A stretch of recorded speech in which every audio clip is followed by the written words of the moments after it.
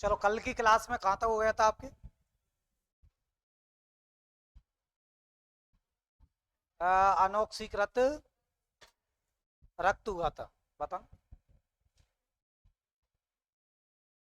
कल की क्लास में आपको रक्त करा रहे थे, रुधिर परिसंचरण तंत्र, रक्त, और रक्त में ऑक्सीकृत और अनऑक्सीकृत के बारे में बताया था।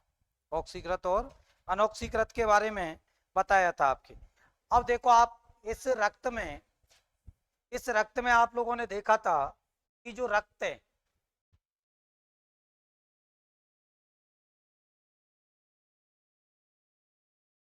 आप लोग कल की क्लास में आप लोगों ने देखा था कि जो रक्त है, इस रक्त के, रक्त या रुधिर, इस रक्त या रुधिर के दो अवयव देखे थे, दो घटक देखे थे, दो भाग देखे थे, आप ऐसा कह सकते हो। एक तो कौन सा था आपके, तो इस रक्त का एक तो कौन सा भाग था आपके, प्लाज्मा था।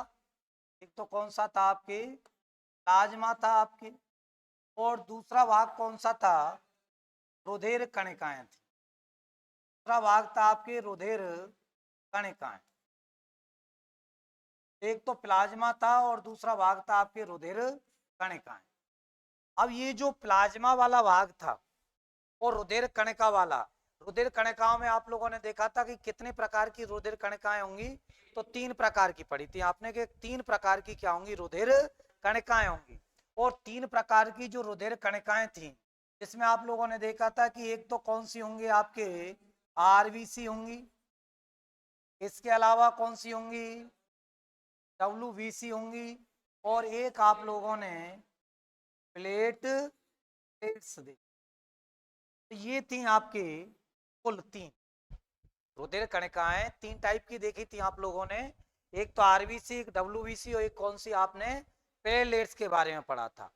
अब ये जो आरबीसी है, डब्ल्यूबीसी है और जो प्लेटलेट्स है, इसमें आरबीसी को आप लोग कह रहे थे रेड ब्लड कार्पल्स, या आप लोग क्या कह रहे थे, रुधिर, लाल रुधिर कणिका। क्या आप लोगों ने जो नाम दिया था वो क्या दिया था, लाल रुधिर कणिकाएं, लाल रुधिर कणिकाएं, ये नाम दिया था आप लोगों ने। क्या इसी को क्या कहा था आप लोगों ने, इरिथ्रोसाइट कहा था। का नाम आप लोगों ने रख दिया था क्या, इरिथ्रोसाइट कह दिया था आप लोग। तो इसको आरबीसी कहा था या लाल रुधिर कणिका कहा था, या आप लोगों ने क्या कहा था, इरिथ्रोसाइट कहा था। डब्ल्यूबीसी, या इसको आप लोग कह रहे थे वाइट ब्लड कार्पल्स या श्वेताणु, क्या बोल रहे थे, श्वेताणु, या इसको बोल रहे थे आप लोग श्वेत रुधिर कणिकाएं, श्वेत रुधिर कणिकाएं,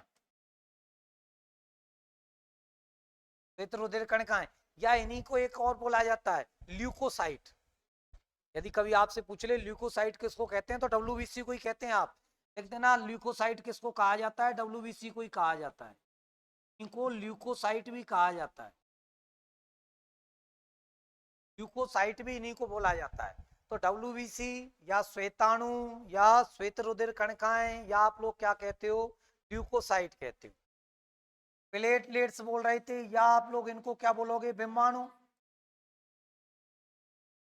या इनको क्या कह रहे थे आप लोग, ब्रह्मोसाइट, ब्रह्मोसाइट बोल रहे थे आप लोग। तो इस तरह से आप लोगों ने इसके अलग अलग नाम देखे थे, अलग अलग नाम देखे थे आप लोगों ने रुधिर कणिकाओं के। आरबीसी होगी, डब्ल्यूबीसी होगी, प्लेटलेट्स होगी आपके। आरबीसी लाल रुधिर कणिका या एरिथ्रोसाइट बोल रहे थे, डब्ल्यूबीसी श्वेताणु या श्वेत रुधिर कणिका ल्यूकोसाइट बोल रहे थे आप, प्लेटलेट्स बिम्बाणु या थर्मोसाइट आप लोगों ने इसको बोला था आपके। अब आज हम लोग जो स्टार्ट करेंगे इसमें से, यहां तक आपको कल बता दिया था, अब स्टार्ट करेंगे, क्योंकि रुधिर के बारे में कल बता दिया था आप लोगों के लिए कि रुधिर का अध्ययन विज्ञान की किस शाखा में किया जाएगा, किसमें किया जाएगा, हेमेटोलॉजी में। किसमें किया जाएगा, हेमेटोलॉजी में किया जाएगा। ये स्वस्थ व्यक्ति में रक्त के वजन का कितना % होना चाहिए, 7% होना चाहिए, ये आप लोगों ने पढ़ लिया था कल।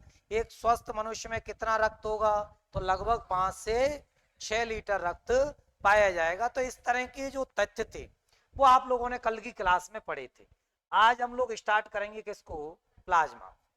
प्लाज्मा को स्टार्ट करेंगे कि इसमें जो प्लाज्मा जो घटक है रुधिर का, इस प्लाज्मा में किस तरह के क्वेश्चन आप लोगों के लेवल पर प्लाज्मा को लेकर पूछे जाते हैं।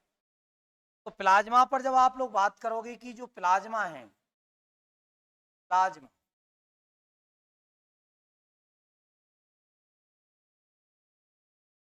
तो देखो आप लोगों से प्लाज्मा को लेकर के किस तरह के क्वेश्चन पूछे जाएंगे वो देखना है आप लोगों को। तो ये जो प्लाज्मा है, यदि आपसे पूछा जाए कि कुल रक्त का कितने प्रतिशत भाग बनाती है प्लाज्मा, तो कुल रक्त का कितने प्रतिशत भाग बनाती है? 55% भाग किससे बनता है? प्लाज्मा से। कुल रक्त का 55% भाग प्लाज्मा बनाती है, जबकि ऑक्सीजन ले जाने में मात्र कितनी सहायक है? 3%। 55% भाग बना रही है, लेकिन आपसे कहा जाए कि प्लाज्मा के थ्रू ऑक्सीजन या गैसों का आदान प्रदान कितने परसेंट होता है, तो मात्र 3% होता है। या ऑक्सीजन ले जाने में कितनी सहायक है? मात्र 3। 97% सहायक कौन है? आरबीसी, मतलब रुधिर कणिकाएं हैं 97 में, जो आरबीसी अकेले आप, ये मात्र कितनी सी है? 3% में आप, मतलब 3% ही सहयोग करती है ले जाने में ऑक्सीजन की। तो प्लाज्मा कुल रक्त का कितने परसेंट होगी? तो आंसर हो जाएगा आपके कि कुल रक्त का लगभग कितना होती है? 55% क्या पाई जाती है? प्लाज्मा। अब प्लाज्मा के यदि घटक देखे जाएं तो प्लाज्मा में जो जल है वो जल लगभग कितने परसेंट होगा? तो प्लाज्मा में जो जल पाया जाता है वो लगभग कितना होता है? 90 से 92% होता है। 90 से 92 किसका? 55 का 90 से 92%, 100 में से नहीं भाई, 100 में से 55% भाग किसका होता है? प्लाज्मा का।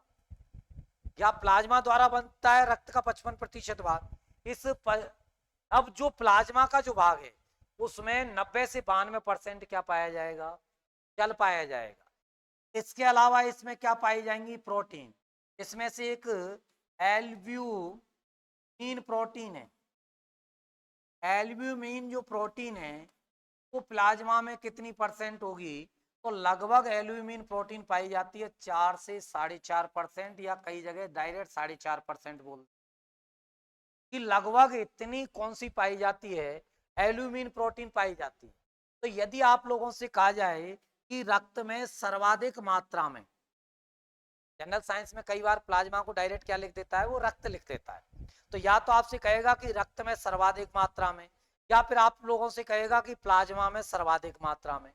तो मनुष्य के रक्त में या प्लाज्मा में सर्वाधिक मात्रा में कौन सी प्रोटीन है? तो ध्यान रखना है एल्यूमिन होती है, फाइब्रिनोजन नहीं होती है। अभी देखोगे आप फाइब्रिनोजन तो बहुत कम है, फाइब्रिनोजन से ज्यादा तो ग्लोबिन प्रोटीन है। इसमें सबसे ज्यादा मात्रा में जो प्रोटीन होगी प्लाज्मा में या रक्त में वो कौन सी होगी? तो आप लोगों को ध्यान रखना है कौन सी होगी? वो एल्यूमिन प्रोटीन होगी। और ये एल्यूमिन प्रोटीन सर्वाधिक मात्रा में पाई जाती है। तो आपको ध्यान रखना है सर्वाधिक मात्रा में प्लाज्मा में रक्त में कौन सी प्रोटीन होती है? तो एल्यूमिन प्रोटीन होती है। लगभग कितनी पाई जाती है? तो 4 से 4.5% पाई जाती है। फिर उसके बाद में आप लिखें और कौन सी पाई जाती है? इसमें एल्यूमिन प्रोटीन हो गई, इसके अलावा ग्लोबिन प्रोटीन ये भी पाई जाती है। और ये लगभग ग्लोबिन प्रोटीन कितनी होगी? तो ये लगभग होती है 2 से 2.5% के करीब, लगभग इतनी पाई जाती है आपके। फाइब्रिनोजन प्रोटीन,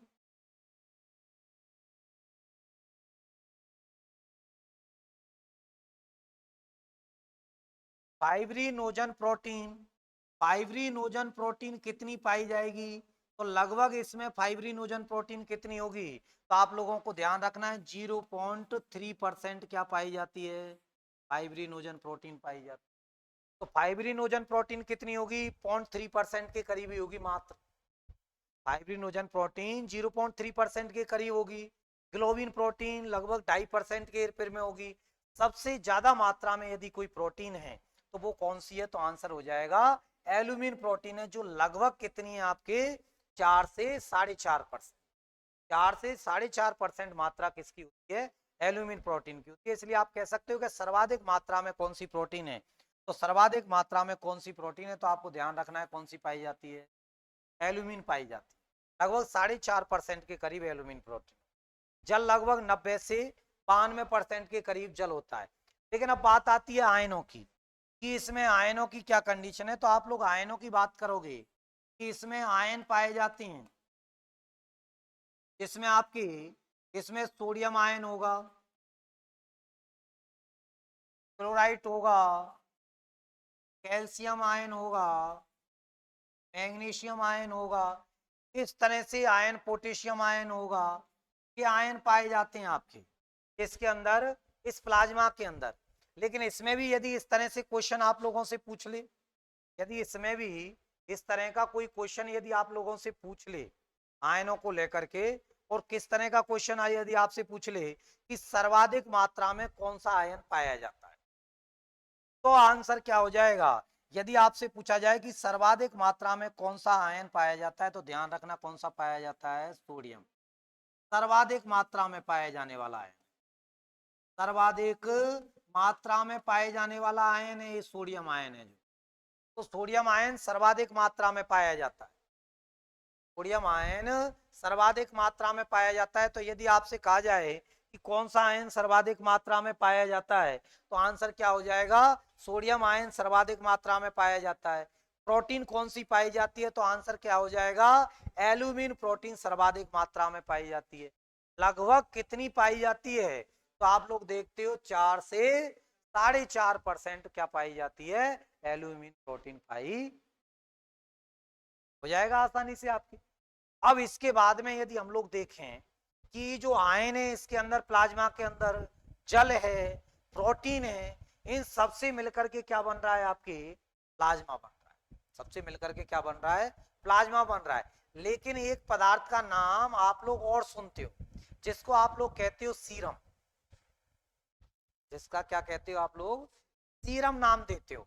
अब बात आती है कि सीरम किसे कहेंगे, तो पहले आप लोग इसको लिख दें, फिर हम लोग देखते हैं कि इसमें से किस चीज को यदि निकाल दिया जाए तो उसको सीरम नाम दे दिया जाए। ऐसा, ये जो संगठन है इसका, प्लाज्मा का, इसमें से किस चीज को निकाला जाए कि उसका नाम फिर हम लोग क्या रख देंगे, आगे सीरम रख देंगे। अब वो क्या निकाला जाएगा, किस तरह से, उस पर हम लोग बात करेंगे। पहले आप लोग इसको लिख दें, लिख दिया सबने। अब उसके बाद देखें आप लोग, इसमें से यदि आपसे कहा जाए कि जो फाइब्रिनोजन प्रोटीन दिख रही है ना आपको, फाइब्रिनोजन प्रोटीन का काम क्या है, रक्त का थक्का बनाना।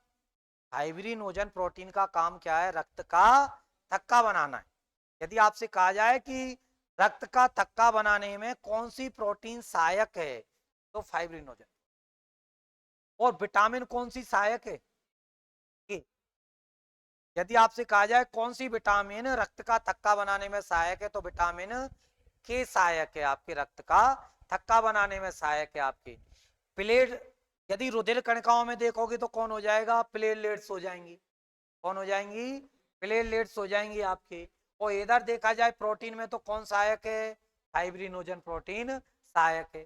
तो ये जो प्लाज्मा है, यदि हम ये बोले कि सीरम किसे कहा जाएगा, तो जो सीरम है वो सीरम आप किसको बोलोगे, सीरम है, सीरम आप किसको बोलोगे, तो जो प्लाज्मा है आपके पास में, क्या है, प्लाज्मा। यदि इस प्लाज्मा में, यदि इस प्लाज्मा में से क्या निकाल दी जाए, फाइब्रिनोजन प्रोटीन निकाल दी जाए, फाइब्रिनोजन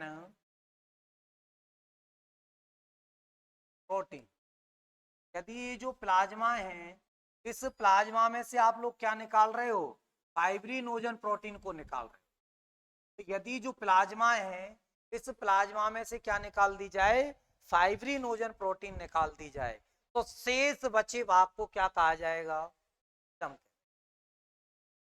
शेष बचे भाग को क्या कहेंगे आप लोग, सीरम कहेंगे।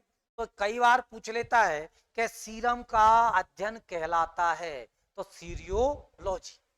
यदि आपसे कहा जाए कि जो सीरम है, इस सीरम का अध्ययन, सीरम का अध्ययन, यदि आपसे कहा जाए कि सीरम का अध्ययन क्या कहलाता है, तो सीरम का अध्ययन क्या कहलाएगा? तो सीरम के अध्ययन को क्या कहा जाएगा? तो सीरियोलॉजी कहा जाएगा। क्या कहा जाएगा? सीरियोलॉजी कहा जाएगा। सीरियोलॉजी कहा जाएगा। क्या कहा जाएगा आपके? सीरियोलॉजी कहा जाएगा। तो सीरम का अध्ययन क्या कहलाएगा? सीरियोलॉजी। क्या कहलाएगा? सीरियोलॉजी कहलाएगा। तो सीरम का अध्ययन क्या कहलाता है? सीरियोलॉजी कहलाता है। सीरम का अध्ययन सीरियोलॉजी कहलाता है। रक्त का अध्ययन क्या कहलाता है? हेमेटोलॉजी। तो रक्त का अध्ययन तो क्या हो गया? हेमेटोलॉजी हो गया। यदि आपसे कहा जाए कि रक्त का अध्ययन कहलाता है तो आंसर क्या हो जाएगा? हेमेटोलॉजी कहलाता है। यदि आपसे कहा जाए कि सीरम का अध्ययन क्या कहलाएगा? तो सीरियोलॉजी। तो सीरम का अध्ययन सीरियोलॉजी, रक्त का अध्ययन हेमेटोलॉजी। प्लाज्मा से यदि फाइब्रिनोजन प्रोटीन निकाल दिया जाए तो शेष बचे भाग को क्या कहेंगे? प्लाज्मा में से यदि फाइब्रिनोजन प्रोटीन निकाल दें तो शेष बचे भाग को आप लोग क्या कहते हैं? तो सीरम कहते हैं। और इसलिए आपने कह दिया कि सीरम का अध्ययन क्या कहलाता है? तो सीरियोलॉजी कहलाता है। तो इस तरह के क्वेश्चन आप लोगों को किस में देखने के लिए मिलेंगे? प्लाज्मा से। इस तरह के विभिन्न टाइप के जो क्वेश्चन है आपके वो प्लाज्मा से देखने के लिए मिलेंगे। अब आगे हम लोग देखते हैं रुधिर कणिकाओं। रुधिर कणिकाओं को तो प्लाज्मा तो कितने प्रतिशत भाग बना रही है? लगभग 55% भाग बना रही है। लगभग हमारा जो कुल रक्त है उसका कितने % भाग बनाती है? तो आपने देखा कि कितना बना रही है? 55% भाग बना रही है। लेकिन अब बात आती है रुधिर कणिकाओं की। जो रुधिर कणिकाएं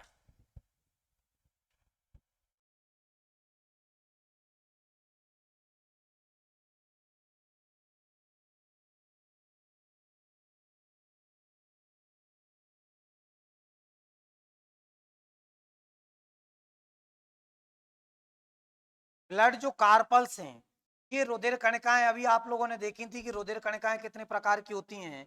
3 प्रकार की होती हैं। अभी आप लोगों ने देखा था कि जो रुधिर कणिकाएं वो कितने प्रकार की होती हैं? तो आपने देखा था 3 प्रकार की होती हैं। ये रुधिर कणिकाएं 3 प्रकार की होती हैं। एक तो आरबीसी, एक डब्ल्यूबीसी और एक क्या पढ़ी थी आपने? प्लेटलेट्स। जिसको आरबीसी को लाल रुधिर कणिका कह रहे थे या इरिथ्रोसाइट बोल रहे थे आप लोग। डब्ल्यूबीसी को श्वेताणु या श्वेत रुधिर कणिका या ल्यूकोसाइट बोल रहे थे आप लोग। और प्लेटलेट्स या इसको क्या कह रहे थे? बिम्बाणु या बोल रहे थे आप लोग थ्रोम्बोसाइट। अब हम लोग इसमें से स्टार्ट किसको करेंगे? रुधिर कणिकाओं में से सबसे पहले आरबीसी। सबसे पहले आरबीसी को स्टार्ट करेंगे। लेकिन ये जो रुधिर कणिकाएं, ये रुधिर कणिकाएं आपके कितने प्रतिशत भाग बना रही हैं? यदि आपसे कहा जाए कि जो रक्त है उस रक्त का कुल कितने प्रतिशत भाग बनाती हैं? तो 45% भाग किससे बनता है? रुधिर कणिकाओं से बनता है। लगभग 45% भाग कौन बनाती हैं? रुधिर कणिकाएं बनाती हैं। किसका? रक्त का। तो रक्त का 45% भाग रुधिर कणिकाएं बनाती हैं। ये जो 3 आप लोगों ने रुधिर कणिकाएं लिखी हैं, इसमें एक लिखी है आप लोगों ने आरबीसी या इरिथ्रोसाइट, एक लिखी है डब्ल्यूबीसी या ल्यूकोसाइट, एक लिखी है आप लोगों ने क्या? प्लेटलेट्स या बिम्बाणु या थ्रोम्बोसाइट।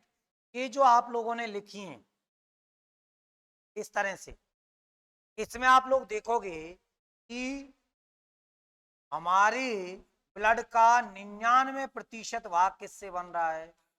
आरबीसी।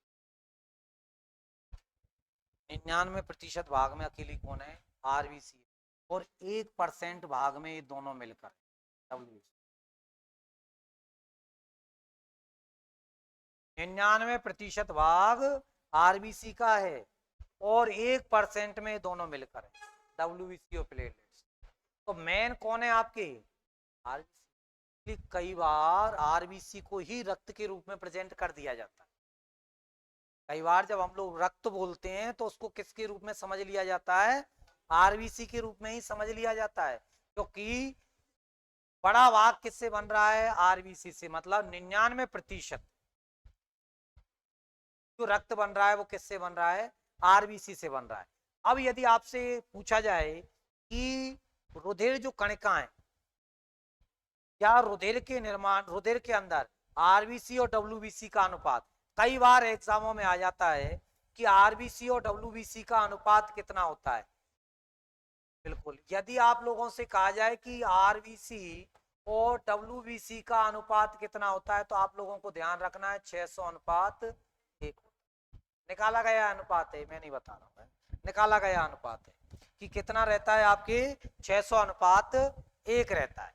यदि कभी फैक्ट के रूप में आप लोगों से पूछ ले तो लिख लें आप लोग कि आरबीसी और डब्ल्यूबीसी का जो अनुपात है वो कितना होगा, तो कितना होगा, तो आपका आंसर हो जाएगा 600 अनुपात 1। कभी ऐसे पूछ ले आपसे तो आपको ध्यान रखना है 600 अनुपात 1 होगा आपकी, 600 अनुपात 1 होगा। जहां 600 आरबीसी होंगी वहां एक क्या होगी, डब्ल्यूबीसी का अर्थ हो गया। 600 अनुपात 1 का अर्थ ही हुआ कि जहां 600 आरबीसी होंगी वहां एक क्या होगी आपके, केवल डब्ल्यूबीसी। तो ये रुधिर कणिकाओं को लेकर है आपके। अब इसमें से एक एक रुधिर कणिकाओं के बारे में हम लोग पढ़ते हैं जो हमारी एग्जामों की दृष्टि से काम के बिंदु हैं, उन पर हम चर्चा करेंगे। सबसे पहले स्टार्ट करते हैं किसको, आरबीसी। तो आप लोग लिख लें, रुधिर कणिकाएं कुल रक्त का कितना % भाग बना रही हैं, 45% भाग बना रही हैं आपके। फिर लिख लें आप 3 प्रकार की रुधिर कणिकाएं जो अभी मैंने आपको नाम लिखा दिए इनके तीनों के, जिसमें से रक्त का 99% भाग कौन बनाती है, तो आरबीसी बनाती है। इसके अलावा डब्ल्यूबीसी और प्लेटलेट्स मिलकर के कितना बना रही हैं, केवल 1% भाग का निर्माण करती हैं। तो आरबीसी और डब्ल्यूबीसी का अनुपात हो गया 600 अनुपात 1 अनुपात हो गया किसका, आरबीसी और डब्ल्यूबीसी। लिख दिया। अब उसके बाद आगे देखो आप लोग, अब हम लोग किसकी डिटेल पढ़ने जा रहे हैं, आरबीसी की डिटेल पढ़ने जा रहे हैं कि जो ये आरबीसी है, इस आरबीसी क्या भूमिका है, या आरबीसी से हम लोगों के लेवल पर क्वेश्चन कैसे पूछे जाएंगे, बात ये आती है। तो देखो आरबीसी की जब बात की जाए, ये जो आरबीसी है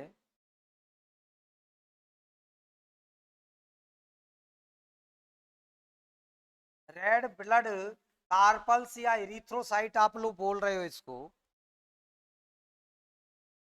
सबसे पहले तो हम लोग देखते हैं इसके आरबीसी के निर्माण पे। सबसे पहले हम लोग स्टार्ट करते हैं आरबीसी के निर्माण से स्टार्ट करते हैं कहानी कि जो आरबीसी है, इस आरबीसी का निर्माण, तो आरबीसी का निर्माण यदि आपसे पूछा जाए कि आरबीसी का निर्माण कहाँ होता है, तो आरबीसी का निर्माण यदि आप लोगों से पूछा जाए भ्रूणीय अवस्था में, यदि आप लोगों से पूछा जाए कि भ्रूणीय अवस्था में आरबीसी का निर्माण कहाँ होता है, और यदि आप लोगों से पूछा जाए कि वयस्क अवस्था में, वयस्क अवस्था में आरबीसी का निर्माण कहाँ होता है, अवस्था में आरबीसी का कहाँ होगा और वयस्क अवस्था में आरबीसी का निर्माण कहाँ होगा, यदि ऐसे पूछा जाए आपसे, तो आप लोगों को ध्यान रखना है अवस्था में आरबीसी का निर्माण कहाँ होगा, तो ये कहाँ पर होता है आपके यकृत और पिलिया में होता है। आप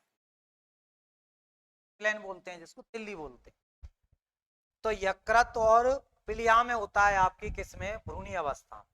लेकिन यदि आप लोगों से पूछ लिया जाए कि वयस्क अवस्था में कहाँ होगा, तो वयस्क अवस्था में कहाँ पर होगा आपके, अस्थि मज्जा में होगा, अस्थि मज्जा या बोन मैरो कहते हैं जिसको आप लोग, अस्थि मज्जा या बोन मैरो कहते हैं। तो बोन मैरो में निर्माण होगा किसका, वयस्क अवस्था में। तो आप लोग लिख लें कि आरबीसी के निर्माण दोनों अलग अलग है, किस रूप में कैसे पूछा जाता है वही आंसर आपके हो जाएगा। यदि आप लोगों से पूछा जाता है कि जो आरबीसी का निर्माण है वो भ्रूणीय अवस्था में कहाँ होगा, तो आप लोगों को आंसर क्या टिक करना है, यकृत और पिलिया में होगा। यदि आप लोगों से पूछा जाता है कि आरबीसी का वयस्क अवस्था में निर्माण कहाँ होगा, तो आपके आंसर क्या टिक होगा, अस्थि मज्जा। तो वयस्क में अस्थि मज्जा में हो रहा है, भ्रूणीय अवस्था में कहाँ हो रहा है, यकृत और पिलिया में हो रहा है। अब उसके बाद देखें आप लोग, और ये जो आरबीसी है, आरबीसी आरबीसी की संख्या को देखा जाए कि आरबीसी लगभग कितनी होंगी। यदि हम लोग आरबीसी की संख्या पर बात करें कि आरबीसी लगभग कितनी होगी, तो आरबीसी लगभग कितनी पाई जाती है, तो लगभग 45 लाख से 55 लाख के करीब पाई जाती है। लगभग 45 लाख से कितनी होती है, 55 लाख के करीब होती है। हल्का सा ऐसा माना जाता है कि मादा में कम संख्या होती है, हल्की सी ऐसा माना जाता है। तो यदि इसमें भी आपसे यदि ऐसे पूछ ले तो लगभग ऐसा माना जाता है। सामान्यतः तो आपके 45 से 55 लाख का आंसर होगा, लेकिन यदि वो पूछ ले कि नर में लगभग आरबीसी कितनी होगी, तो नर में लगभग मानी जाती है कितनी, 55 लाख के करीब मानी जाती है। और मादा में लगभग कितनी मानी जाती है, तो मादा में लगभग कितनी मानी जाती है, 45 लाख के करीब मानी जाती है मादा में। तो नर में लगभग 55 लाख के करीब मानी जाती है और मादा में लगभग कितनी मानी जाती है, 45 लाख के करीब मानी जाती है। तो यदि आपसे कहा जाए कि आरबीसी कितनी होंगी, तो 45 लाख से कितनी, लगभग 55 लाख के करीब क्या पाई जाएगी, आरबीसी पाई जाएगी। भ्रूणी अवस्था में यकृत और पीलिया में, वयस्क अवस्था में निर्माण अस्थि मज्जा में हो जाएगा। अब यदि आपसे कहे कि सर्वाधिक सबसे बड़ी आरबीसी किसकी है, यदि आपसे कहा जाए कि आकार में सबसे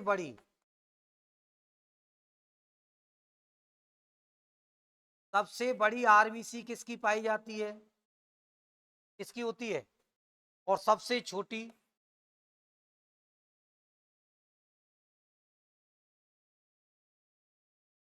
हाँ, तो सबसे बड़ी और सबसे छोटी बिल्कुल सही है। सबसे छोटी तो किसकी, आपके कस्तूरी मृग की। सबसे छोटी तो आरबीसी है वो किसकी है, कस्तूरी मृग की है, कस्तूरी मृग की है। तो सबसे छोटी यदि आपसे पूछी जाए तो किसकी हो जाएगी, कस्तूरी मृग की हो जाएगी सबसे छोटी। लेकिन सबसे बड़ी पूछी जाए तो किसकी हो जाएगी, एम्फीयूमा की, एम्फीयूमा की हो जाएगी, जो जलीय जीव है। तो ये आपकी सबसे बड़ी यदि आपसे पूछी जाती है तो किसकी हो जाएगी, तो सबसे बड़ी तो किसकी होगी आपके, तो सबसे बड़ी किसकी होती है आपके, तो सबसे बड़ी होती है एम्फियूमा की और सबसे छोटी होती है कस्तूरी मृग की। तो कस्तूरी मृग की जो आरबीसी है वो सबसे छोटी होती है, सबसे बड़ी एम्फियूमा की आरबीसी पाई जाती है। तो ये बड़ी छोटी यदि पूछी जाए तो एम्फियूमा की सबसे बड़ी है, सबसे छोटी कस्तूरी मृग की है। लगभग संख्या कितनी होगी, तो 45 से 55 लाख के करीब आरबीसी की क्या पाई जाएगी, संख्या पाई जाएगी, आरबीसी पाई जाती है। अब उसके बाद और देखें आरबीसी में, आरबीसी में और किस तरह की जो आरबीसी है, इस आरबीसी में एक तो क्या पाया जाएगा, आपकी हीमोग्लोबिन। आरबीसी के अंदर क्या होगा, हीमोग्लोबिन। आरबीसी का जीवन काल, विघटन, वो सारी चीजें आने वाली हैं आपके। तो जो आरबीसी है, लिख दिया यहां तक कि आरबीसी सबसे बड़ी आरबीसी किसकी है, तो आंसर हो जाएगा एम्पियोमा की। सबसे छोटी कस्तूरी मृग की हो जाएगी। संख्या लगभग 45 से 55 लाख है। भ्रूणी अवस्था में कहाँ, यकृत पीलिया। वयस्क अवस्था में अस्थि मज्जा में निर्माण हो रहा है। फिर उसके बाद में आप लोग देखोगे कि जो आरबीसी है, इस आरबीसी का जीवन काल यदि आपसे पूछा जाए कि आरबीसी का जीवन काल कितना होता है, मतलब लगभग कितने दिन जीवांत रहती है, तो लगभग कितना माना जाता है आपके, तो 90 से 120 दिन। तो आरबीसी का जीवन काल 90 से कितना है, 120 दिन माना जाता है। किसका, आरबीसी का जीवन। जब आरबीसी का जीवन काल समाप्त हो जाएगा तो उसके बाद में आरबीसी तो बहुत ज्यादा संख्या में, तो इतना अपशिष्ट हमारे रक्त में तो पड़ा रहेगा नहीं, और नहीं नए रक्त का निर्माण नहीं हो पाएगा। तो ऐसी स्थिति में क्या होगा आपके, कि इसका विघटन होगा। इसको जाना जाता है आरबीसी का कब्रिस्तान। आरबीसी का कब्रिस्तान, आरबीसी का क्या कहा जाता है, कब्रिस्तान। तो यदि आपसे कहा जाए कि आरबीसी का कब्रिस्तान किसे कहते हैं, तो आरबीसी का कब्रिस्तान किसे कहते हैं, पीलिया और यकृत को कहते हैं। आरबीसी का कब्रिस्तान पीलिया और यकृत को कहा जाता है। मामला क्या है, देखो जो आरबीसी है, आरबीसी का विघटन यहाँ हो जाता है पीलिया में, लेकिन आरबीसी के अंदर क्या होता है, हीमोग्लोबिन। आरबीसी के अंदर क्या होगा, हीमोग्लोबिन पाया जाएगा। और जो हीमोग्लोबिन का जो विघटन है वो कहाँ हो रहा है, यकृत में। इस आरबीसी में जो हीमोग्लोबिन होगा, इस हीमोग्लोबिन का विघटन कहाँ होगा, यकृत में होगा।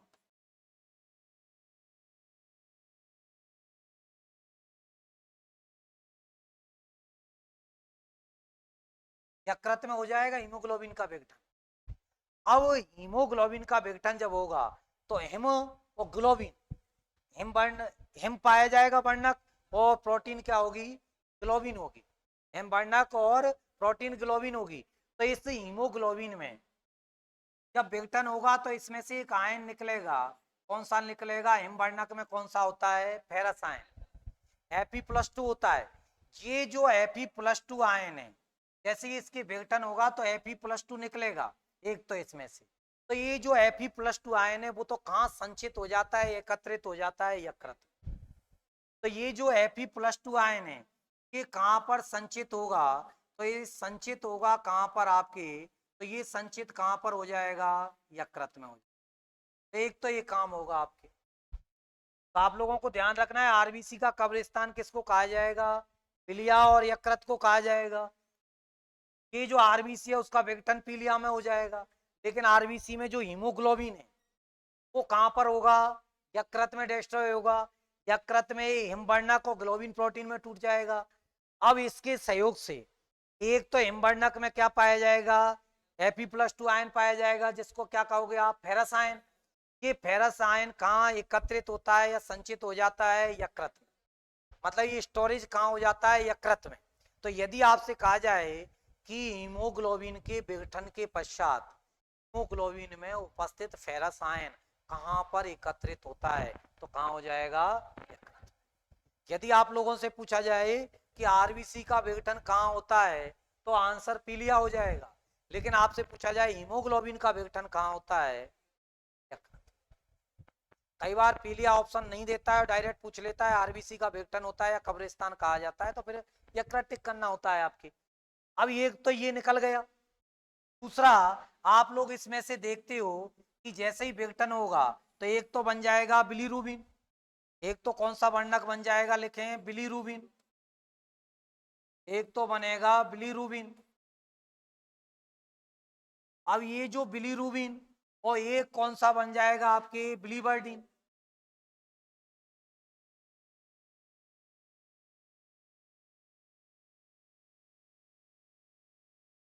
तो एक तो बिलीरुबिन बन जाएगा, और एक कौन सा बन जाएगा, बिलीवर्डिन बन जाएगा।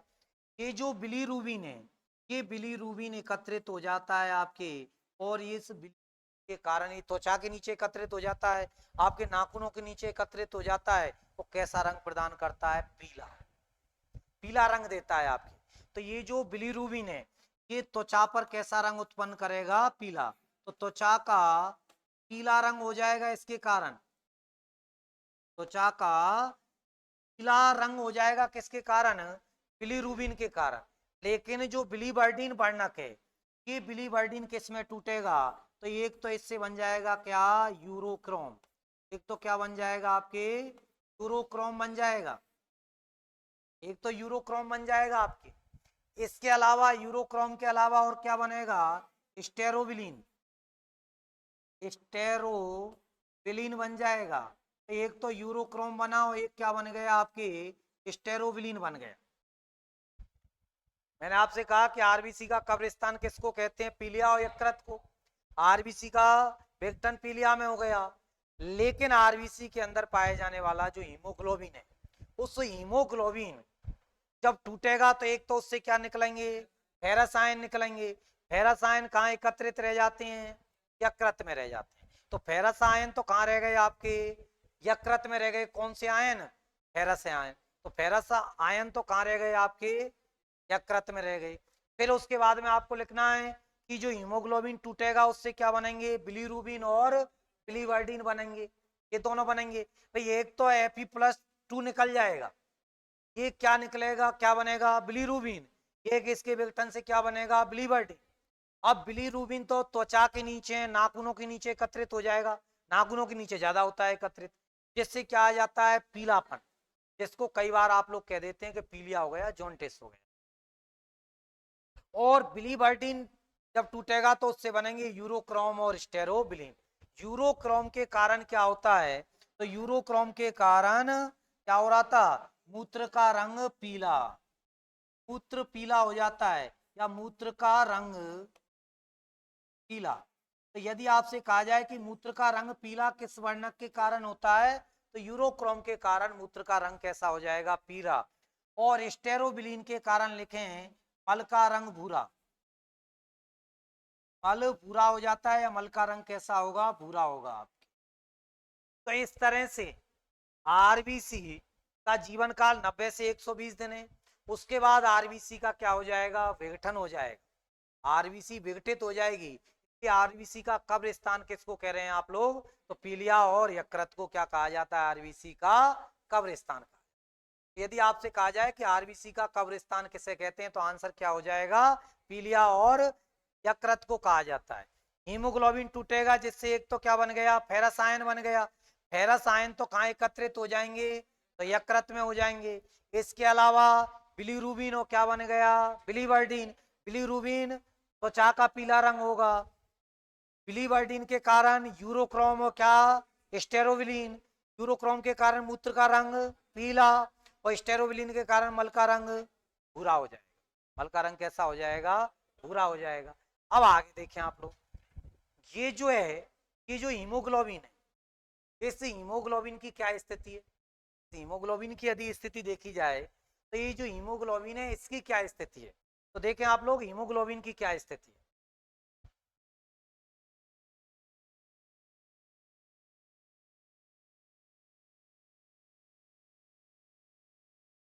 यदि आप लोगों से कहा जाए कि हीमोग्लोबिन की मात्रा एक वयस्क व्यक्ति में कितनी पाई जाती है, यदि आप लोगों से ऐसे कहा जाए कि एक जो वयस्क व्यक्ति है, वयस्क मनुष्य है, उस वयस्क मनुष्य में, तो एक स्वस्थ वयस्क मनुष्य में हीमोग्लोबिन कितना पाया जाता है, यदि आपसे पूछा जाए तो कितना पाया जाता है, तो एक स्वस्थ वयस्क मनुष्य में, एक स्वस्थ वयस्क मनुष्य में, मैं हीमोग्लोबिन को शॉर्ट में एच भी लिख देता हूं, हीमोग्लोबिन कितना पाया जाएगा, एक स्वस्थ वयस्क मनुष्य में हीमोग्लोबिन की मात्रा कितनी होगी, तो आप लोगों को ध्यान रखना है कि लगभग कितनी होगी, 11.5 से 16 ग्राम पर 100 होगी, लगभग 11.5 से 16 ग्राम पर 100 डायल होगी। लेकिन यदि डायलेट होगी, यदि आपसे कहा जाए कि तो ऑल ओवर मनुष्य की एक एवरेज हो गई, कई बार इसको भी नहीं देता है और डायरेक्ट दे देता है इनके आंकड़े, तो लगभग 15 ग्राम पर 100 डायल मान लिया जाता है औसतन। लेकिन यदि आपसे कहा जाए कि नर में जो हीमोग्लोबिन है वो लगभग कितना रहेगा, और मादा में लगभग कितना रहेगा, मादा में जो हीमोग्लोबिन की मात्रा है वो लगभग कितनी रहेगी, नर में कितनी रहेगी, तो मादा में लगभग हीमोग्लोबिन की मात्रा कितनी मानी जाती है, तो मादा में लगभग 11.5 से 14 या 13 दे देते हैं, कई बार 14 या 13 एवरेजिंग है, लगभग ग्राम पर 100 DL है आपकी। लेकिन नर में लगभग कितनी है, तो 13 से 16 के करीब मान लेते हैं, 12 से 16 के करीब मान लेते हैं कई बार, तो लगभग लगभग एवरेज कितनी है आपकी, 13 से 16 के करीब है आपकी, 13 से 16 के करीब लगभग मान ली जाती है आपके। लेकिन यदि आप लोगों से कहा जाए, आप लोगों से मैं कहूं कि जो स्थानीय क्षेत्र में जो लोग रहते हैं उनकी तुलना में पहाड़ी क्षेत्रों में रहने वाले लोगों में आरबीसी ज्यादा होती है। जो स्थानीय क्षेत्र में रहते हैं, मतलब रेगिस्तान धरातल पर समतलों पर रहते हैं, स्थानीय क्षेत्र में रहने वाले लोगों की तुलना में जो पहाड़ी क्षेत्र हैं, जो ऊंचे इलाके हैं, उन पर रहने वाले लोगों के आरबीसी ज्यादा, तो इसका मतलब हीमोग्लोबिन ज्यादा होता। यदि आरबीसी ज्यादा है इसका मतलब क्या ज्यादा होता होगा, हीमोग्लोबिन ज्यादा होता होगा। तो जो स्थानीय क्षेत्र के लोग हैं उसकी तुलना में जो पहाड़ी क्षेत्र के लोग हैं उसमें थोड़ा सा ज्यादा होता है, और वो लगभग 16 से 20 के करीब होता है। उनमें लगभग कितना होता है? 16 से 20 के करीब होता है। तो स्थानीय क्षेत्र के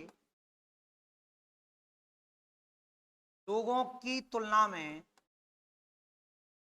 स्थानीय क्षेत्र के, स्थानीय मतलब समतल रेगिस्तान या धरातल, तो स्थानीय क्षेत्र के लोगों की तुलना में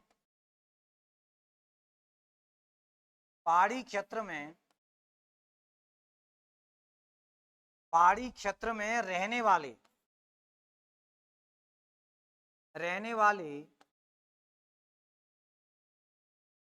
लोगों,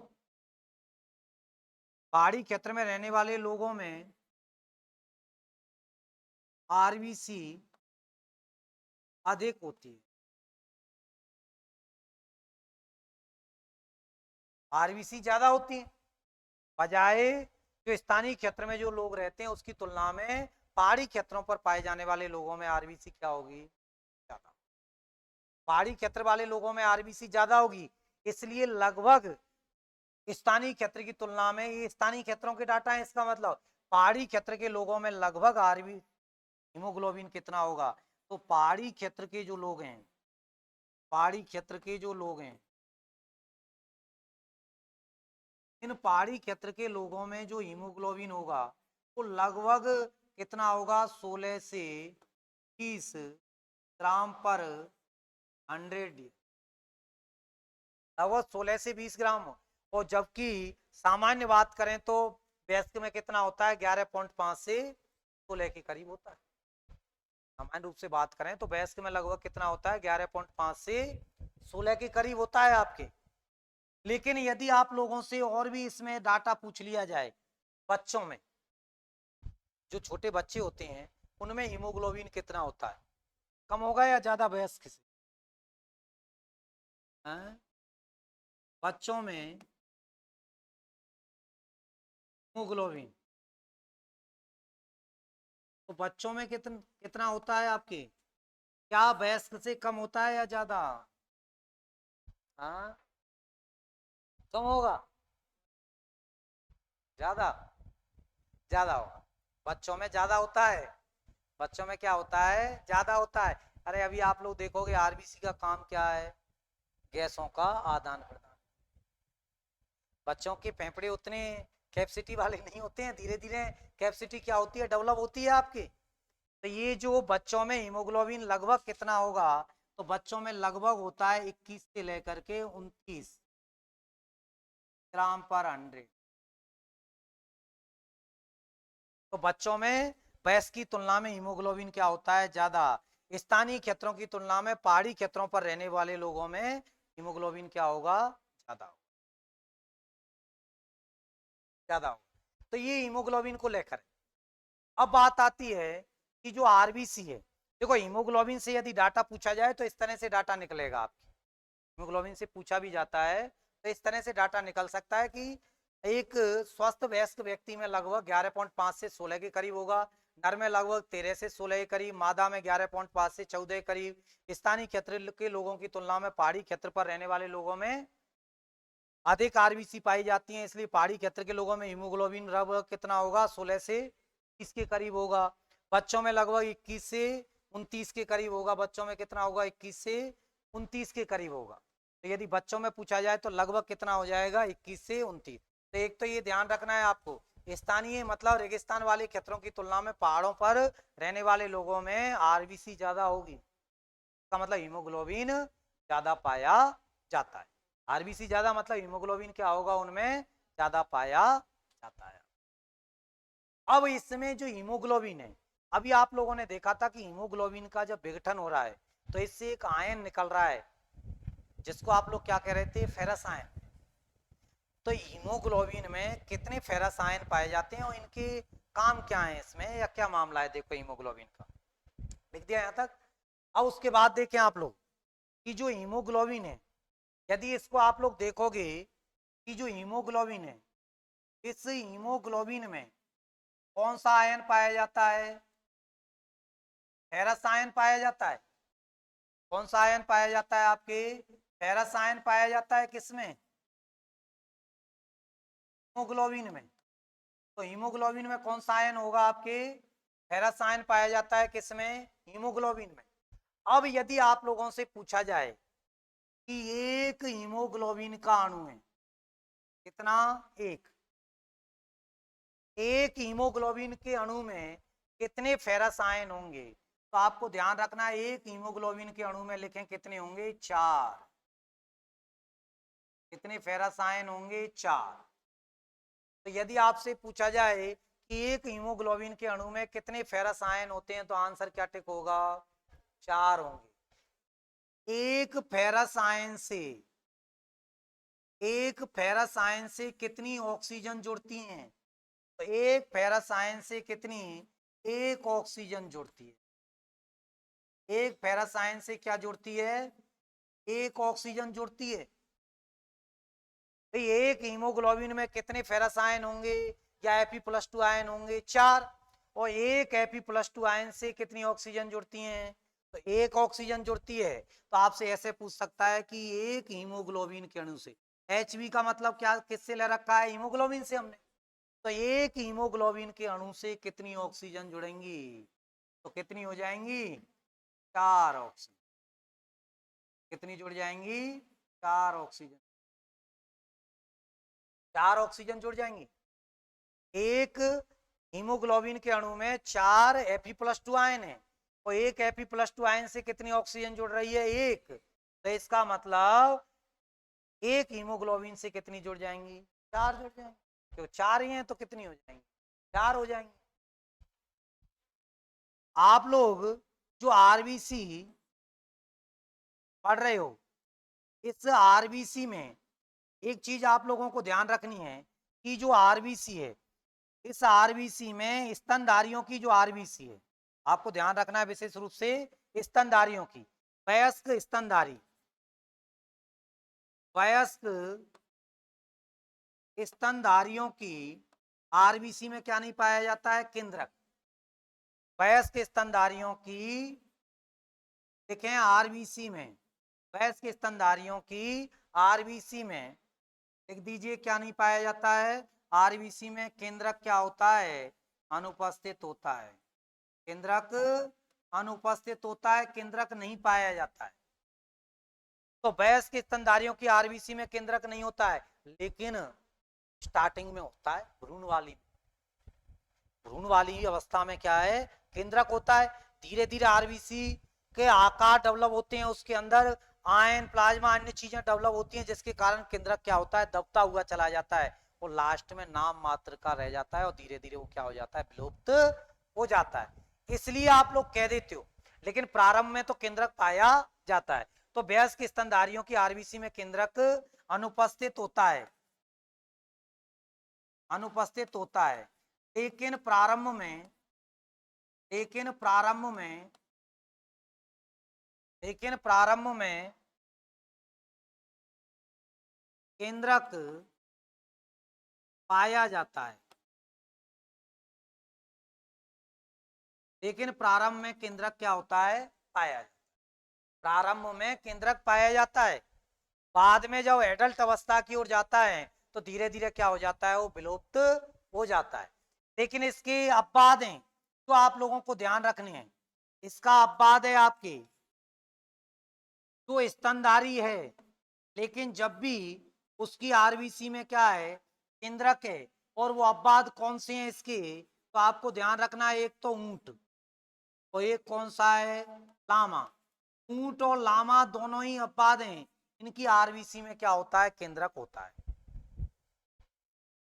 ऊंट और लामा दोनों ही स्तनधारी हैं। दोनों ही कैसे प्राणी हैं? स्तनधारी प्राणी हैं। मैं आपसे कह रहा हूं कि वयस्क स्तनधारियों की आरबीसी में केंद्रक अनुपस्थित होता है। वयस्क जो स्तनधारी हैं, एडल्ट जो स्तनधारी हैं, उनकी आरबीसी में क्या होगा? केंद्रक एब्सेंट होगा, मतलब वो क्षीण हो जाएगा और धीरे धीरे नष्ट हो जाता है। लेकिन अब बात है कौन? ऊंट और लामा। ऊंट और लामा की आरबीसी में क्या पाया जाता है? केंद्रक।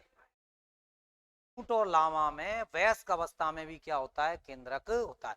तो कई बार क्वेश्चन आ गया रेलवे वगैरह इनमें, कई बार एक क्वेश्चन पूछा जाता है ऊंट और लामा का।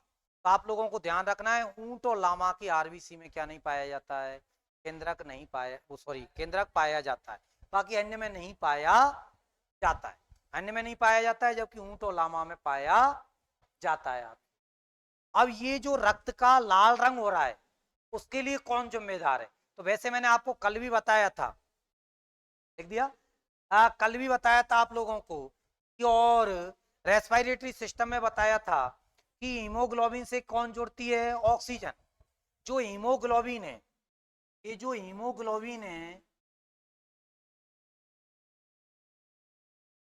हीमोग्लोबिन, इस हीमोग्लोबिन से कौन जुड़ रहा है आपके, तो इस हीमोग्लोबिन से कौन जुड़ती है आपके, ऑक्सीजन।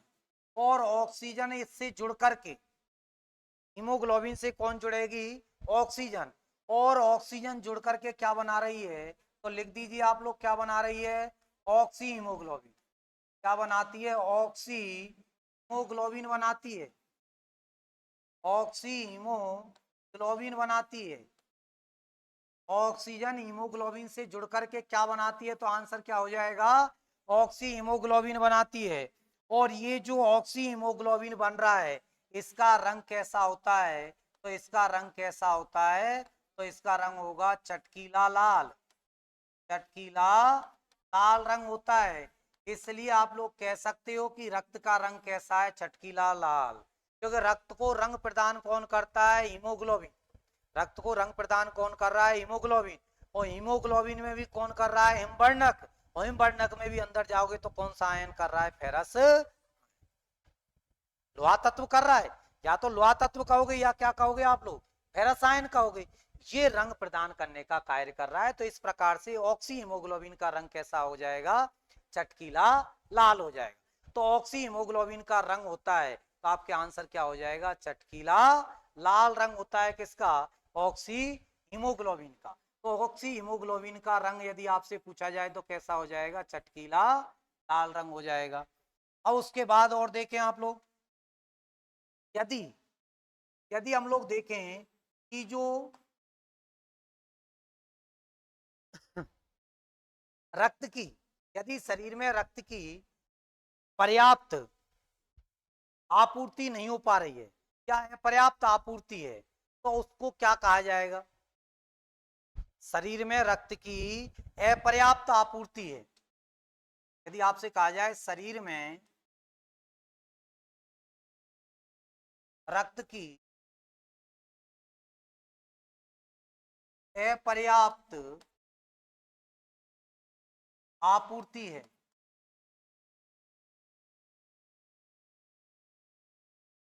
मतलब पूरी आपूर्ति नहीं है, तो इसको क्या कहा जाएगा, इस प्रकार के रोग को क्या कहा जाएगा, या इसको क्या कहा जाएगा, तो आपको ध्यान रखना है इसको क्या कहा जाएगा, इस्कीमिया कहा जाएगा।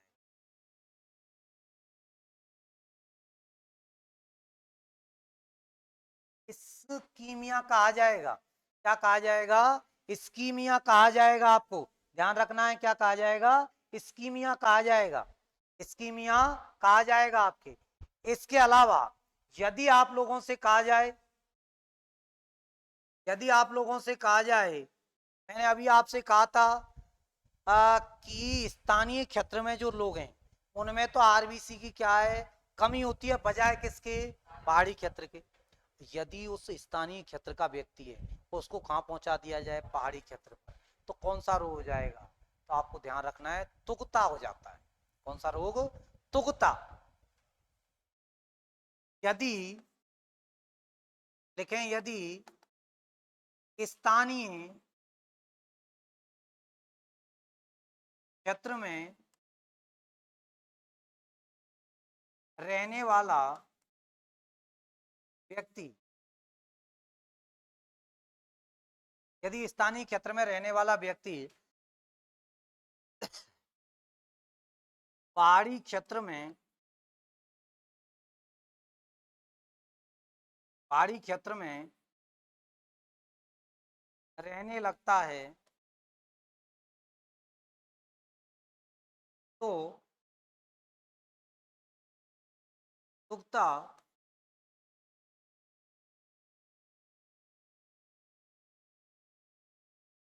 दुखता रोग हो जाता।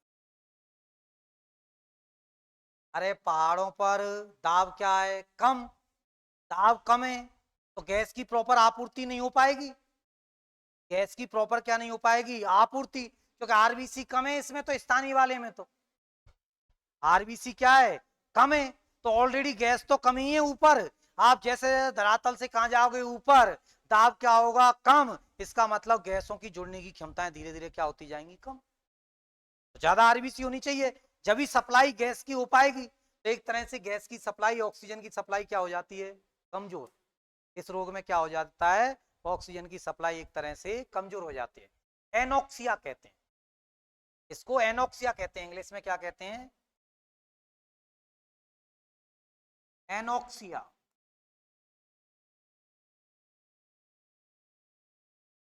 एनोक्सिया कहते हैं, एनोक्सिया कहते हैं। मतलब ऑक्सीजन की सप्लाई क्या हो जाना, डाउन हो जाना एक तरह से, या ऑक्सीजन आपूर्ति का क्या हो जाना, कम हो जाना एक तरह से, क्या कहलाएगा, एनोक्सिया कहलाता है। लेकिन यदि आपसे कहा जाए कि रक्त की कमी होना, रक्त की कमी, तो रक्त की कमी होना क्या कहलाता है, एनीमिया। और रक्त की अधिकता भी तो हो सकती है।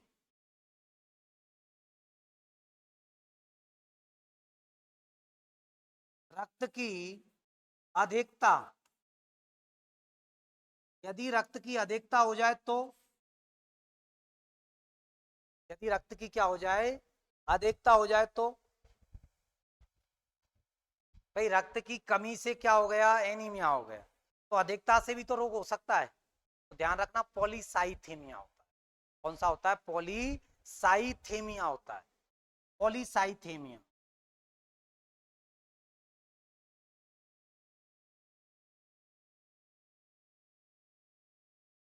पॉलीसाइथेमिया, पॉलीसाइथेमिया हो जाता है। कौन सा रोग हो जाता है, पॉलीसाइथेमिया हो जाता है। तो आपको ध्यान रखना है, यदि रक्त की आपूर्ति अपर्याप्त है बॉडी में, तो वो क्या कहलाएगा, इस्कीमिया कहलाएगा। यदि स्थानीय क्षेत्र का व्यक्ति कहाँ रहने चला जाए, पहाड़ी क्षेत्रों पर चला जाए, तो आरबीसी की ऑलरेडी कमी है उसमें, तो रक्त की आपूर्ति, वो सॉरी, गैस की आपूर्ति क्या हो जाएगी, कम। क्योंकि ऑक्सीजन किसके साथ जुड़ रही है, हीमोग्लोबिन के साथ। अभी आपने यही तो देखा था कि ऑक्सीजन इस आयरन के साथ जुड़ रही है, इस आयन के साथ जुड़ रही है। अब ये ऑक्सीजन, एक हीमोग्लोबिन से कितनी ऑक्सीजन, 4। इसका मतलब जितनी आरबीसी ज्यादा उतनी क्या ज्यादा, हीमोग्लोबिन ज्यादा। स्वाभाविक है। तो जो पहाड़ी क्षेत्र के लोग हैं उनमें तो ज्यादा पाई जाती है, इसलिए कम दाब पर भी गैसों को जोड़ा जा सकता है। गैसों की सप्लाई में तो भूमिका किसकी है, हीमोग्लोबिन की तो है। हीमोग्लोबिन की है या नहीं, इसका मतलब हीमोग्लोबिन जब कम है स्थानीय व्यक्ति में, तो ये जब पहाड़ों पर जाएगा तो पहले ही कम तो क्या है इसमें, हीमोग्लोबिन।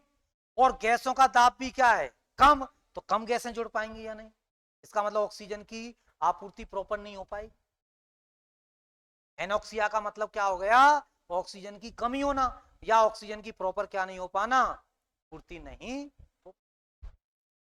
यही होगा इसका अर्थ।